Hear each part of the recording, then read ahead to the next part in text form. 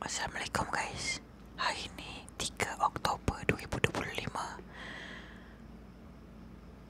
tepat pada pukul 12 malam. Kita tengok apa kita punya laba-laba kita tengah buat apa. Kita tengok, jom.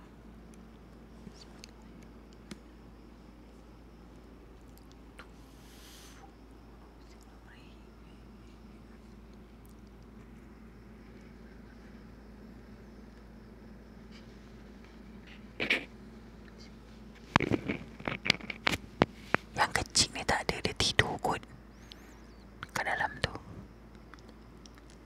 Jom kita tengok yang lain. Wah, yang besar tu keluar guys. Yang besar tu keluar. Tengok tu. Wow.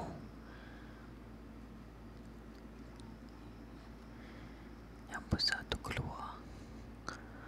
Kalau korang dapat tengok dekat-dekat, dia besar. Sangat besar. Kaki dia tu pun dah besar. Kau tengok.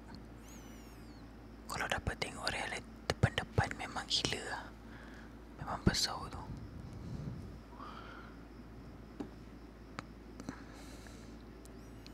Itu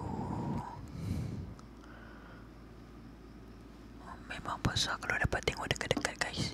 Oh, terketuk pula. Aduh, takut dia lari. Tengok yang atas. Wow, yang ni.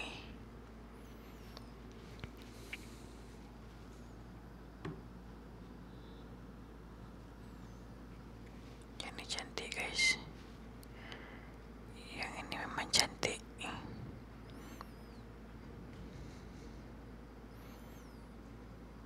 Wah, posisi gambar memang cantik ni.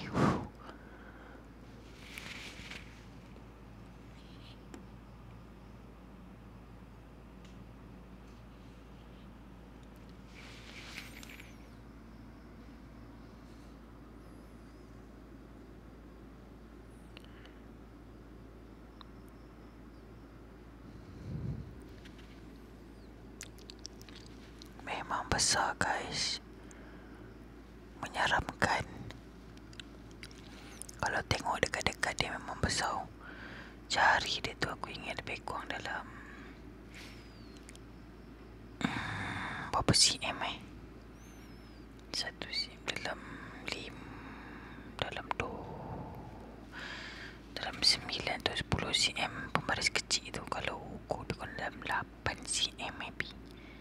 8 cm. Ni besar. Ni cantik.